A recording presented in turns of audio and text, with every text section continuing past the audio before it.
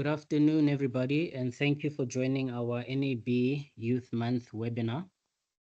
We are very delighted today to be joined by our esteemed guests who will be talking about empowering youth in the radio industry.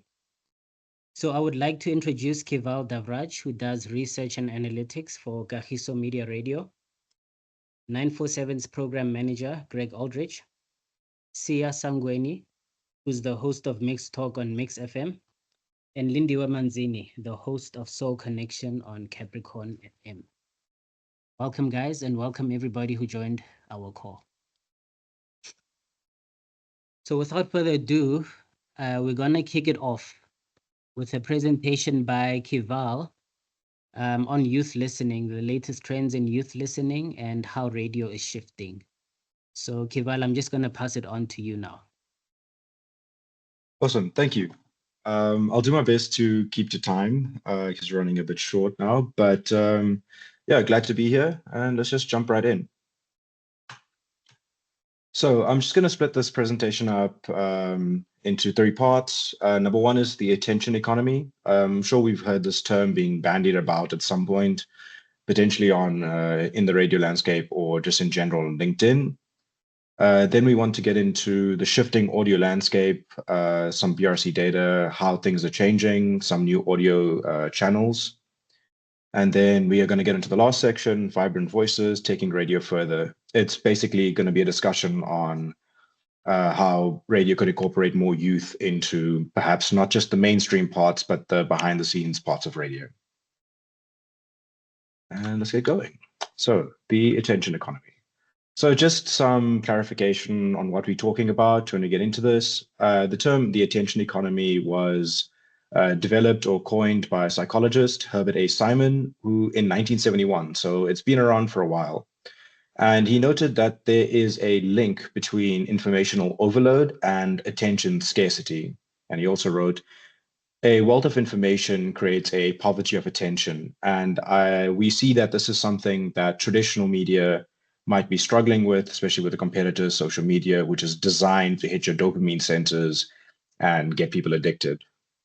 So then how is radio, how does this affect the youth? And how does radio fit into all of this, as we'll get into just now?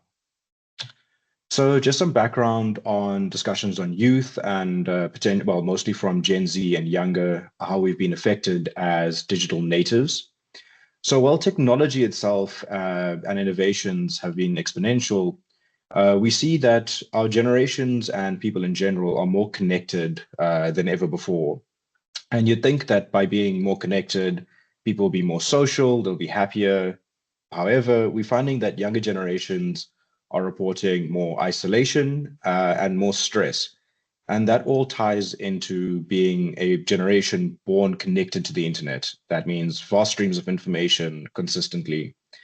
And we see that everybody now has limited cognitive bandwidth. The terminology, just think of it as the internet. When there's a lot going through the line, you have less time to pay attention to it, or it slows everything down. And potentially more traditional media like radio or longer formats like TV takes more attention. And if it's not extremely salient to people, they are less likely to engage fully, which is now where we get into the attention economy. We need people's attention. That's what we're vying for. And then just some shaping things that have shaped younger generations is the most major and recent one was COVID-19. Everyone remembers being locked up, and it's a good thing we had our technology because it allowed us to have some semblance of human connection. But we see that Gen Z and younger were going through very formative phases of their lives, whether this was finishing high school or going to university. And that created a deficit in the social interactions and developments of a lot of youth. So we did see that Gen Z learned to connect with a lot more diverse groups online, and they learn to engage with communities. And they have high levels of empathy, and they look for understanding and visibility.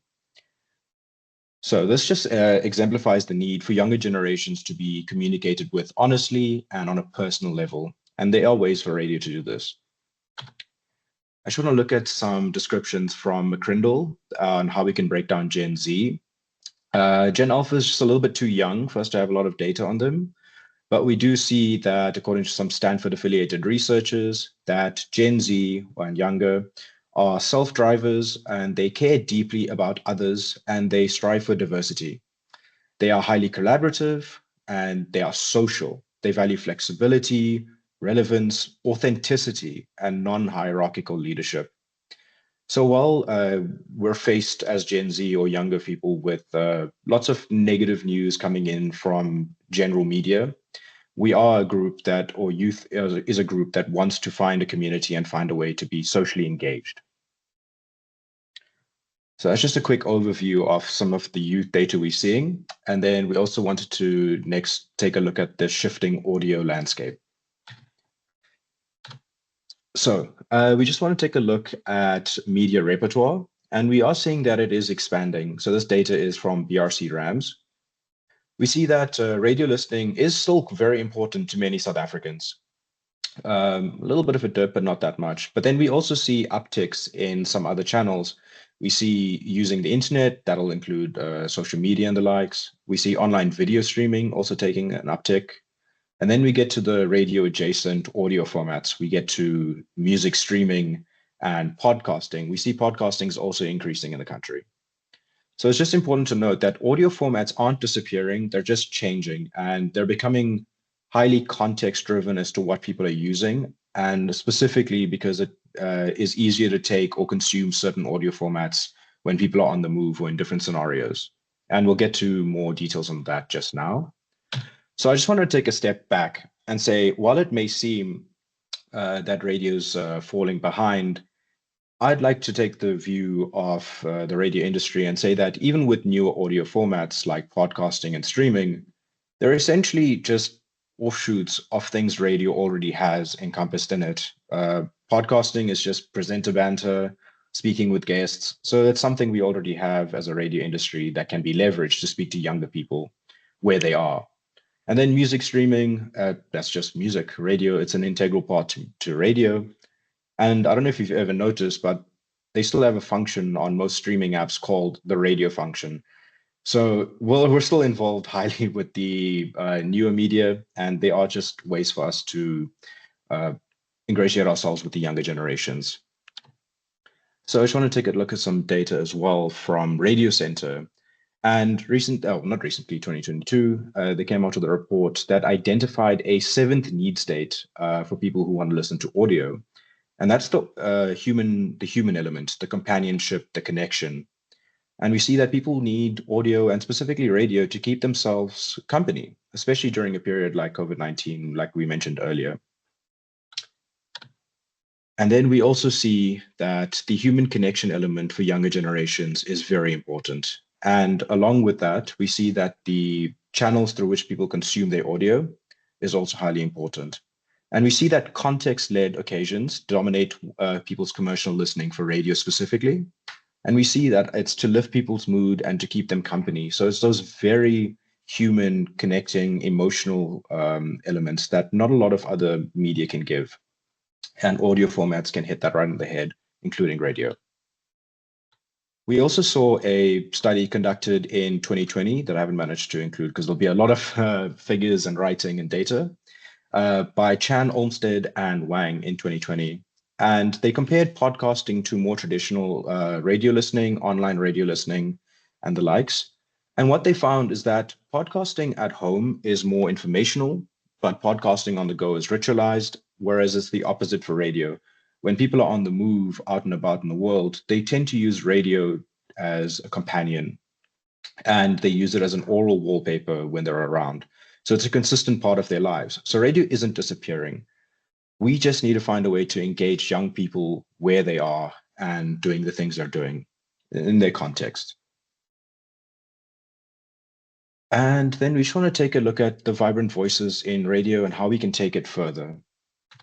So I just want to do a little visualization exercise. Let me just check how we're doing for time. Oh, awesome. We've still got some time.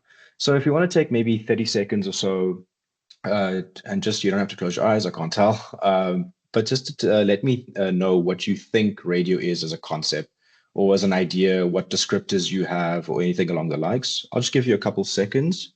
You can please drop it in the chat box, and Offensive, if you don't mind letting me know if there are any standout responses there. So I'll just give you guys a few seconds. Sure.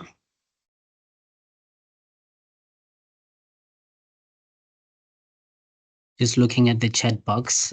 Sure, thanks. I'd gotten kicked off for a few seconds, but I'm back now. Oh, damn, okay, I didn't Yeah. know.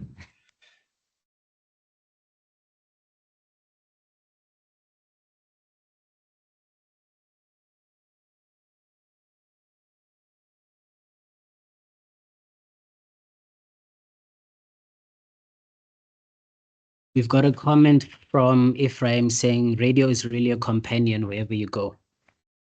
That's amazing. That's good. It's I love that we're all involved in the industry and we know just exactly how important radio is to our human connection. And like I mentioned earlier, the youth is looking for that predominantly. That's exactly what you're looking for, community. But if there aren't going to be too many other responses in the chat box, then I'll just go on to the next slide because we've done lots of thematic analysis on open-ended questions, and we see certain things recurring, and then that's what we're going to get to next. So this just brings us to the how does radio transcend the limitations of the technology and the medium as traditionally thought? So a lot of the time when people come in through thematic analysis or open-ended questions, we see descriptions or associations of radio being heavily tied to the technology from when it came out. Radio's been around for a long time. And we see that the AM, the FM is still a strong association. However, we are seeing that radio brands are diversifying with online streaming. Some are offering podcasting and obviously having their social media presences. But here's where I say we need to take a big step back as potentially the radio industry or radio practitioners or stations and say we're not just tied specifically to the AM, the FM, the online streaming, and the radio format strongly, but we take a step back and we present radio as a holistic community, an engaging place for young people to be, to exist, to bond, to connect. And that could be done through a 360-degree approach to radio brands. That's, as I mentioned, with some of the elements before, that is streaming, our podcasting potentially, the AM, the FM still, but then also finding ways to meet young people where they are in the communities and also getting them into the radio life cycle, which I'll chat to just a bit later, a bit sooner by having youth offerings. And then who is better to bridge any gaps between communications and help lift radio out of any traditional conceptions that people may have than other young people? Specifically, I, as a researcher, can say that I haven't really met a lot of people in similar age to myself on the back end of radio. And maybe I'm biased, but I'd say that radio research is a very important and very interesting thing, especially when we want to do content like this, which is future-proof radio as a whole.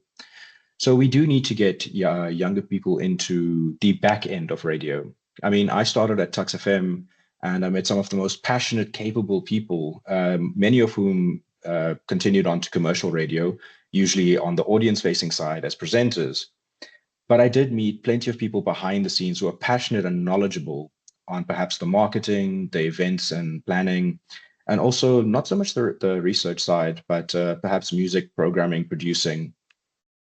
So essentially what I'm trying to say is the best way to get younger people and transform radio, to get younger people into the radio life cycle, it would be beneficial to have opportunities and for radio brands to present the entirety of radio as something that people can do and not just presenting. There are a lot of fulfilling opportunities, jobs, and perhaps even internships, but they focus on very specific elements of radio. So what I'm saying is that radio brands, to get people into the life cycle sooner, need to start educating younger people that radio as a whole can be there for you and it is a medium you can shape. You're not beholden to the social media overlords. You can be a part of the industry and you can help shape South African radio going forward.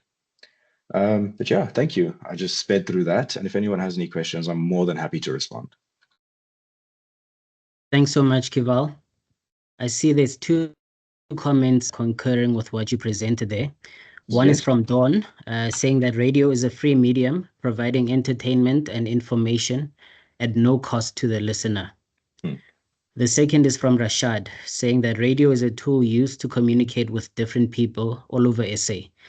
It is used to share information, motivate, and inspire the youth, and gives older generations the opportunity to remember old memories of the youth days. I could not agree more. Yeah, that's perfect. I'm glad Yeah. everyone's getting the community and human connection down. Absolutely. Awesome. Thanks for that, Kival. So now we shift to Greg, just to give us insights on catering to youth from a radio programming perspective. Just to talk more about how does one tailor make content for young people. So Greg, over to you. Thanks, Offense. Kival, thanks. It's always nice to see some research and insights from other people in the industry. I actually do have one question, if you don't mind coming back on. I mean, Yeah, it's sure. something Yeah. that we struggle with on the daily, and I think Offense, maybe we'll get to this a little bit later. But I mean, we talk about, you mentioned the social media overlords, the Irish people that we have to handle. Do you think stations are getting it right to bridge that gap? I think, telling youth that this is a medium that you can shape and that you can be involved in. I know many years ago when I was a kid, people wanted to be behind the mic. They wanted to be involved. They wanted to be on radio. Now you ask a kid, they say, they want to be an influencer. Do you think there's stations that are getting it right locally or stations that are getting it right abroad, catering to the youth on those Sure. platforms? Okay, there are different audiences, obviously, but the one of the biggest things I can think of, if we use one channel specifically, being social media, is KISS from Australia. Different markets, we can't really apply everything across because we've got a very conservative culture in South Africa. And again, so just culture while I'm at it, I do want to say that I strongly believe, along with Melissa, that radio radio research in the country, it needs younger people to be involved because I feel like we've stopped doing the cultural part of our research and we're just trying to speak to a homogenous South Africa. But yes, sorry, that's a whole nother spiel for another presentation. But to answer that one question, yeah, KISS does really well with their social media presence. They deformalized the radio offering, and it's less stringent, so it's more podcast adjacent to the way they speak and engage with their audiences. And potentially in South Africa, that is how we could start doing things a little bit better, is to stop being as stringent as possible, or perhaps creating youth elements of our independent radio brands to engage youth at their level. Because I mean, I have to regularly watch the way I speak about things because I'm very internet heavy. So there's some things I would say that no one will latch onto. So perhaps finding spaces and even ways to communicate, like virtual YouTubers. I don't know if you've ever seen them.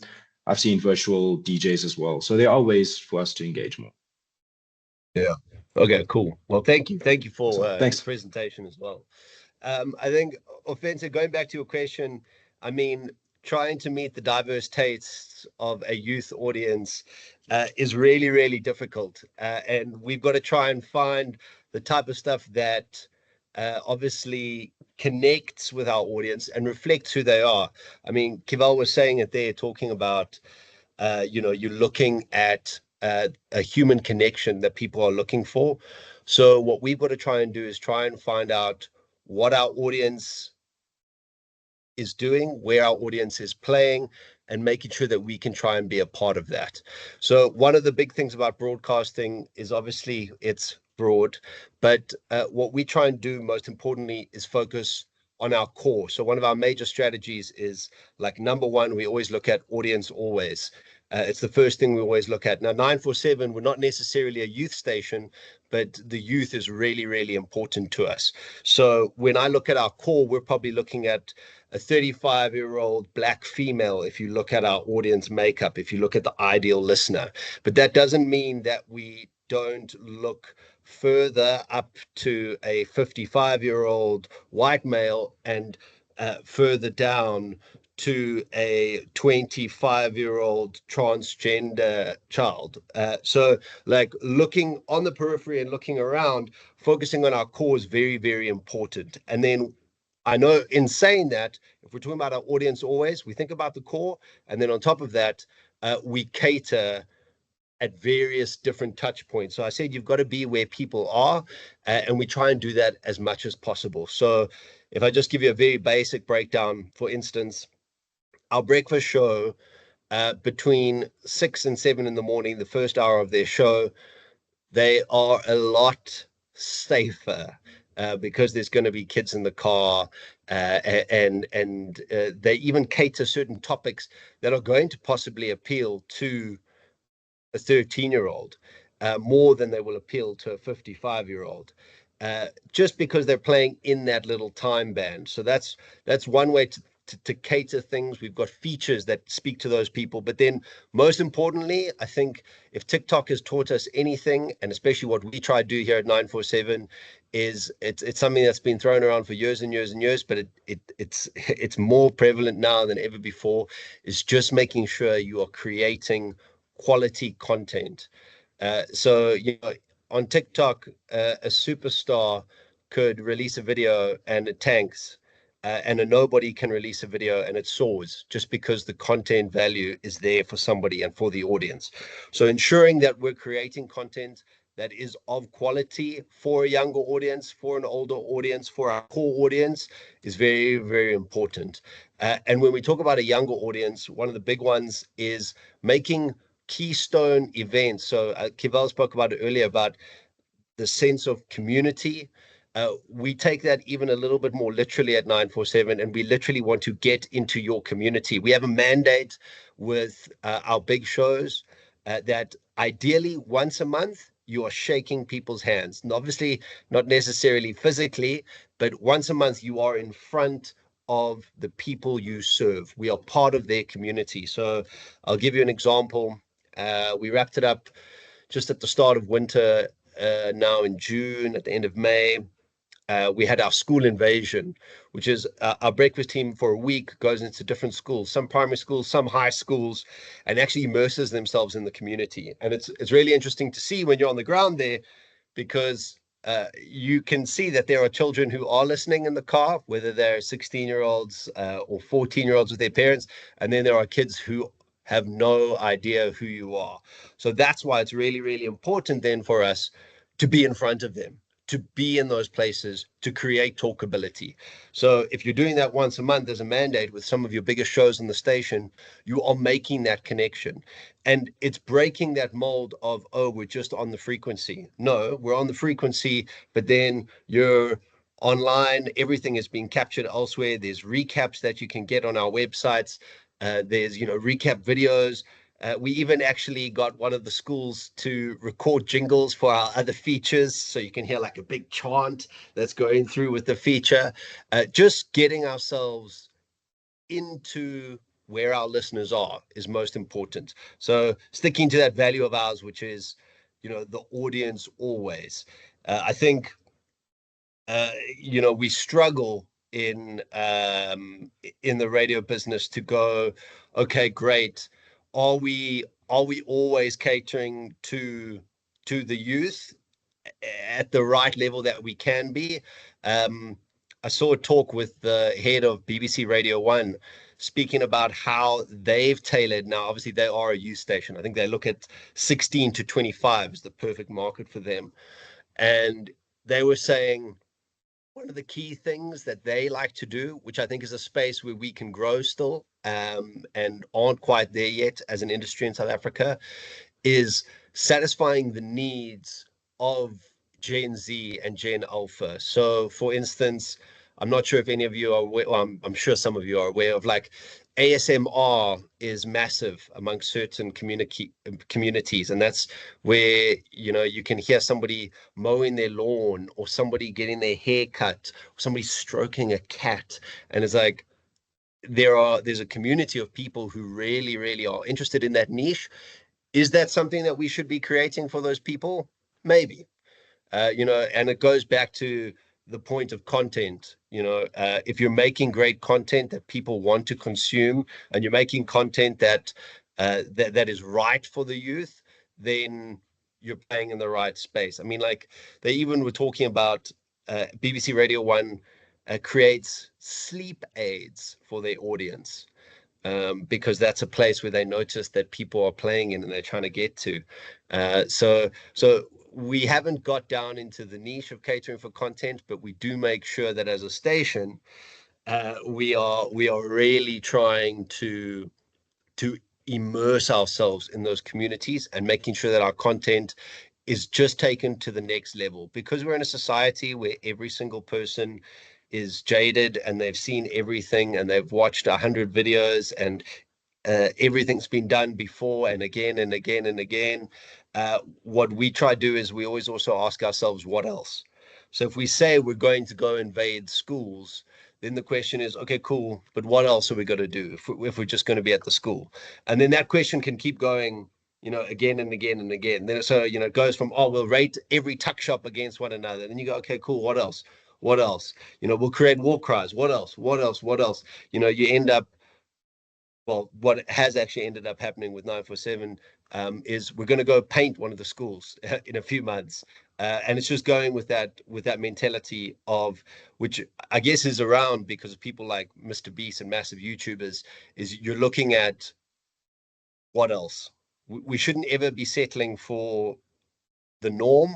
We need to always take things up to the next level and create the best content that we can, which isn't always easy because we're not an industry like TV or anywhere where there's high production values. Yes, we've got the values, but everybody knows the reality of this business is that every single day you've got to bring it. So when we can have those key mark things, we need to own those. Thank you so much, Greg. That was awesome. And I think you've given us a lot to think about in terms of where radio is headed. And I like that you mentioned ASMR because it's very much audio. And I think it definitely has a place in radio. So yeah, there's lots that can happen in the next couple of years. So thank you for that, Greg. We're going to now move on over to Mr. Siya Sangweni. Siya, how are you? Well, hey guys, now I'm joining the party, so I'm much, much better. How are you? All good, all good. It's great to see you. Fantastic. Offense, I do have to say, you said Mr. Siya Sangweni, and I almost turned around looking for my father. That sounds very official, but I'm well, it's on your social media profile, Siya. Took it straight from there. Okay, so I'm the vain one, clearly. So Siya, I just want to know, like, how do you engage with your audience and keep them interested in your content, especially the youth? Well, fantastic.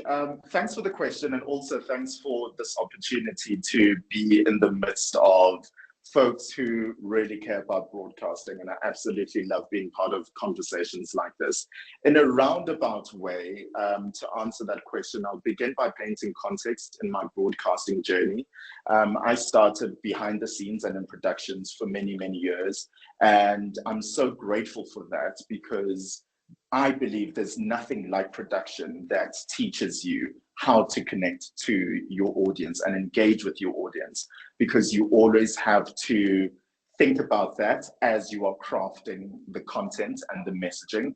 So the way in which I do that is by always going back to who my listener is or who my viewer is. And in the context of my radio show called Mix Talk on Mix 93.8, every weekday evening between 6 and 7 p.m., shameless punt, I'm constantly thinking about where are they and what are they doing. As it is 6 p.m., they're probably driving back home, they're probably cooking dinner, they're on their way to a dinner party. And so perhaps they are thinking of what they'll say when they get to their event. So I'm always creating my content around their lives. And I think sometimes people in broadcasting make the mistake of crafting what they want and hoping that it lands with the audience. So I'm always thinking around that. Where are they? What are they doing? What are they talking about? What do they find interesting? And especially at Mix, which is a community radio station, after I've produced on national radio, provincial radio, being at even, for example, working on podcasting, now at a community radio station, that's a different dynamic, that's a different rhythm. People are interested in their community, where they are. They're entrenched in where they are. And something that I often believe in is perhaps in some areas, the notion of broadcasting is diminishing, and we understand that, and there are stats around that. But now we have this new opportunity of narrowcasting and specifically giving depth to a smaller audience as opposed to great width to a broad audience. And I view that as an opportunity as opposed to viewing it as a challenge to say, well, my goodness, we could speak to millions of people at a time. Well, now let's find out, looking at our niche markets and looking at our niche audiences, what matters to them. So yeah, in a roundabout way, as long as I believe you know your audience, then you're able to be relevant to them and you're able to engage. Thanks, Sia. And I like that you mentioned narrowcasting. Mm-hmm. Now, when we look should at I sort of like coin that term? Are we all going to make money off this now? I think so. I mean, I'm hearing it now from you, and I like it. But I just want to know, like, the youth as a niche market, what role does radio play in their lives today? Okay, so I think when we think of the youth as a market, and I wouldn't even say niche markets, first and foremost, whether you're a broadcaster yourself, whether you're a producer, whether you're in sales for your platform, I've found so far that sometimes there tends to be this us and them thing. And it's like, well, what are the youth doing? And you know, this whole tick and the talk thing, and what are they dancing to now, and what should we do to appeal to them? And I feel that we tend to overthink things, and we tend to see them as an other, as opposed to they are just a different audience member that are just in a different way or form of life. So I'm 29 years old, and so I'm clinging to my card-carrying youth membership. But I also understand that to use a broad term such as youth is a disservice to my audience, because I might not necessarily relate to a 19-year-old, and we are so in the same bracket, but their lifestyle and where they are and what they're doing is completely different to where I am as a 29-year-old. So yeah, to first break that down, I don't look, and I don't think we should be looking at broad demographics, but I rather believe in psychographics. And psychographics go on to explain or unpack how someone lives their lives, and what are the things that contribute to living their lives. As a person who started working very early in my 20s, someone might paint me in the same brush as a 40-year-old. Rather than speaking to someone, you know, some of my friends who were still at UCT and being late for a jammy, for example. So yes, as much as you might still be talking to the youth, I believe that you need to look at their psychographic and where exactly they are in their day. So again, a very long-winded way to answer your question. I believe that radio has a beautiful, beautiful role in the world of young people and in the context of young people today. And it still lies in the same foundations and in the same fundamentals that have stood the test of time with radio, which is ultimately, it's a one-on-one conversation. You are connecting to an individual, and you are being part of their day and part of their lives where they are. And so given, you know, when I compare podcasting, which I loved and still do love, it's completely different to radio, because radio has immediacy. Radio, I feel like, also has, you're part of a community and you're part of a conversation, as opposed to podcasting I can listen to in my own time and in my own space. So I'm not bound by time and finding out what's happening in the news, or I want to call in and I want to hear about what other people are doing. Actually, I missed the sports match. What are the results? So that, I think, also fuels my personal opinion, which is there is a space for podcasting, there's a space for radio, there is a space for live television, and there will also be a space for on-demand content like a Netflix or Showmax, for example. So the role of radio is for the youth is still the same role of radio, in my opinion, that has existed and hopefully will still exist for a very long time. So finding out what young people are doing, where they are, what they're interested in, and that is what radio is able to be as a great addition to their lives. That's what I believe. Sia, thank you so much. I have to agree. Radio has always been about community, and it continues to be. And I feel it has something to offer to everybody, especially the youth, who Kival, I see, says are the next majority. So thank you so much, Sia, for your insights. Well, only a pleasure. Thank you so much. Let's continue to move this conversation forward. And we know how much we love this industry and specifically this medium. So I'll never grow tired of it, whether I am, I started working just a few days after the great Madiba passed away. And it's such perhaps a macabre example to use, but I so wished I was in a radio station then to find that immediacy and be part of conversations like that. And even as recent as Dr. Matthew Lani, or a legend Matthew Lani, we will continue to have immediacy and be part of conversations and topics, whether we are speaking to the youth or whether we're speaking to people who have retired or somewhere in between. Radio will always have its great place. Absolutely. Let's keep it going. And thank you, Sia. Yeah. Thank you. Now we shift to Lindiwe Manzini. She's the host of Soul Connection on Capricorn FM. So this is somebody that knows quite a lot about building connections with audiences. How are you, Lindiwe? I'm fantastic, Offensive. Thank you so much for asking. Good afternoon to everybody. Thank you so much for this opportunity to have these conversations that I believe they have been long overdue. I know that behind the scenes, or whether I've been part of it or not, it has been happening. But it's a pleasure that I'm a part of these conversations in the year 2024, celebrating youth, of course.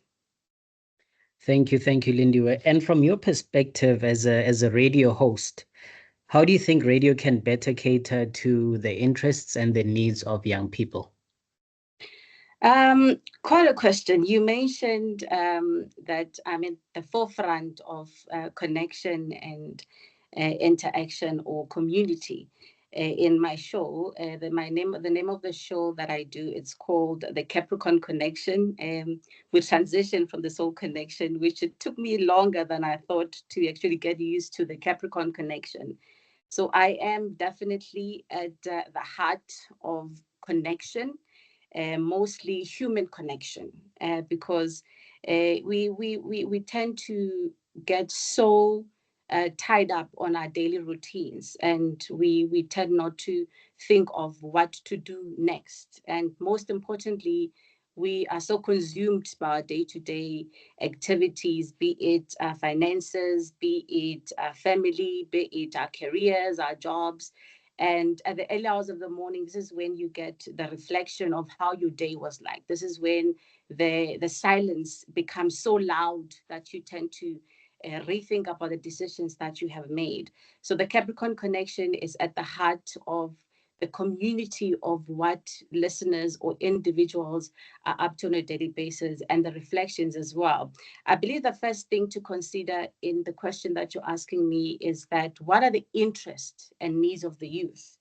Whether in our communities, whether in our spaces, in our workplaces, whether in South Africa as a whole. And as radio practitioners, we may have taken upon ourselves to, make a difference in filling this gap of discovery through the different shows that we do, through the different mandates that we have in the spaces that we may find ourselves into, the different content that we cover in our radio shows. And some may argue that what most youth needs are opportunities. What the youth needs is employment, while others are still figuring out their needs. I believe that the danger in this process of figuring out is that anything can fill this gap as a youth. And this is where radio comes in, where if it is used correctly, the gap that will help the youth to discover what they want, the gap that will help them to discover how to use this platform correctly, and how to make sure that we nurture and try to help sustain individual needs. And perhaps it can be an outlet to help individuals figure out what they really need, or what they want to do, or the opportunities that we provide on a daily basis. And I think it is safe to say that the youth needs to feel seen, and we also need to have a sense of belonging, a sense of independence. And all these can be accomplished by what Greg touched on, that we need to go back to communities and help out where we need to help. We need to go back and seek what is it that the youth needs, what is it that the community needs, what is it that every individual in South Africa that they need, in order for us to base our content in ensuring that is relevant content. So I think the first thing that we can do in ensuring that we cater the needs of the youth is to make sure that we are of local and relevant content. Because if we provide content that is locally relevant and it addresses the specific issues and concerns of the youth, this can include the topics that we cover on a daily basis in our shows, the discussions that we have, be it in mental health, be it in education, be it the social issues, and all these interests we can only discover or know of if we go back to the ground, if you go back to the communities that we engage on a daily basis. And also we can ensure that programming is inclusive and it's also diverse, which Greg also touched base on. This can include that we cater different languages, which I think that over the years, different radio stations have tried to cover exceptionally in that regard, where we cater different languages, where we cater different cultures and genres as well, be it in the content that we create, be it in the music that we play, and of course ensuring that the presenters and hosts that who do these radio shows, they are relatable and they're also familiar to the youth. So this can also help build trust and make the content more appealing to young listeners as well, or to the youth in particular. And some of the things that Kival touched on as well, it was digital integration, where as radio broadcasters, we need to leverage digital platforms that will enable us to reach a wider audience and provide additional content, and also allow our listeners to engage on the content that we will be providing on a daily basis. So this can include, as many of us have mentioned, the podcasts, YouTube, social media channels. So if these digital tools are used correctly, I believe that it can allow us to know what are the needs of youth, how to better cater the needs of the youth as well. It can really help amplify the impact of radio programming, and it can also create a broader reach as well. So to sum up your question, I think in our respective designation, be it in research, be it in production, be it in broadcasting, we need to continue to create platforms for young voices, where we promote talents, where we promote content that is engaging, content that is relevant to the youth. And this will also ensure that the youth participate in the shows that we deliver on a daily basis, and significantly enhance the youth engagement and satisfaction. And if you're not in the position to provide employment or opportunities or internships at the time, perhaps we can reach out to our industry friends or networks that can assist in this regard. But the core is to go back to communities and find out what is it that we can do different. Where can we improve as a radio institution? Thank you. Thank you, Lindiwe. And I think it's important that you mentioned trust in radio. It's still a very much trusted media platform, but I think, we should also never rest on our laurels as radio practitioners. We should always try to keep building that trust with our communities. Just before I let you go, what advice would you give to young individuals who aspire to work in radio? I think this is what I'm going to say. It would sound more of a cliche because we have heard it so many times, especially when you complete grade 12 and your parents or friends are asking you, what do you want to do in varsity or in college?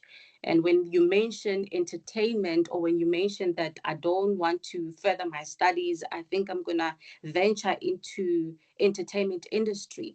And everybody gets really scared with regards to that because of the influx that is in the entertainment industry. But on my side, personally, I would say to the young individual or to the youth of South Africa who aspire to work in radio, that get educated. There are so many of us with the talent, and I think that if you acquire education, you can stand out. There are some discussions with your audiences or with your listeners that would require you to apply your mind, or to that your listeners would like to actually understand how you grasp or the glimpse of what you think on certain social issues. And I think that this can only be done, or you can only achieve this if you get your qualification, if you get educated. Believe in yourself. Confidence is key to success in radio. Believe in your abilities and don't be afraid to take on new challenges. I mean, most times we get so comfortable in the shows that we do, get so comfortable being only in production and not venture into other parts of broadcasting as well. Kival mentioned as well that there's research, which mostly are not into research as yet. I think that's also another gap that we can try to make sure that as a youth we leverage on that and go into research so that we can better broadcasting in South Africa. We should also build relationships, if you would like to thrive in radio. Building working relationships with your either presenters or producers or assistants. I think it's actually crucial for a successful radio career. Encourage where you can, support and encourage others. And it will also enable them to actually extend that olive branch of giving you support and encouraging you in return.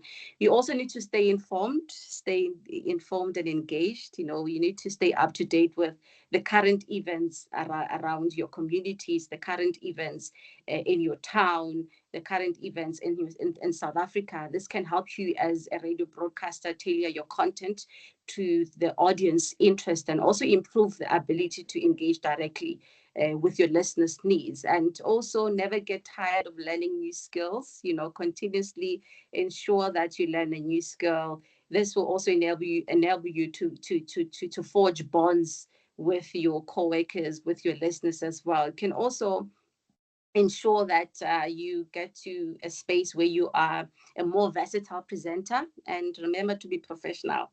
Always be professional. Ensure that you pre-read your scripts, your rehearse, you read more so that you can avoid mistakes in your show. And also be inclusive.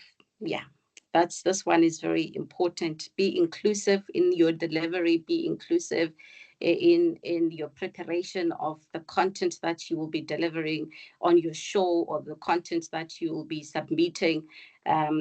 Make sure that you avoid, prejudice and the bigoted behavior, as it can harm your reputation and it can also harm the station's image. And once you harm your reputation, you'd find yourself that no one wants to work with you. So strive to be polite and welcoming to everybody. Prepare thoroughly. Make sure that you prepare, because fail to prepare, you prepare to fail. So this means that being well prepared for your show and not just relying on your natural talent. It is actually one of the things that you need to take cognizance of. And remember to stay open-minded as well. Have fun, be open to new ideas, be open to new perspectives. This can help you grow as an individual. This can help you grow as a presenter. And remember to stay relevant in this ever-changing radio landscape. So in a nutshell, if there are no opportunities, make sure that you try and create one. Volunteer. My radio career, I began at a community station in Mpumalanga, where I was volunteering. So make sure that you volunteer at local radio stations. You can join campus radio. You can start a podcast, learn about broadcasting, learn about editing, learn about public speaking, and make sure that you don't get comfortable. And make sure that you try and be persistent. Pursue opportunities 100%. All the opportunities that are provided at your disposal, make sure that you grab them with both hands and ensure you give your best as well. Bring fresh, innovative ideas to your content and cultivate creativity. So that's what I would advise or share, the pebbles of wisdom that I have acquired over the years in broadcasting to the aspiring radio broadcasters that have joined us today. Thank you. Thank you, Lerato. That is such great and comprehensive advice. I think what we'll do is upload this video on our YouTube page, because there's so many nuggets that so many of us can take from what you just said. Now I'm going to open it up for a very short Q&A session, because we've almost come to the end of our webinar. So I'll probably take 1 or 2 questions. And I see one of the comments is that it's from Melissa. I often see requests for content around youth employment opportunities to be on air. And I think that's an area that can be looked at, given our stubbornly high rate of unemployment in SA. So I'll just take 1 question from the audience to our panelists.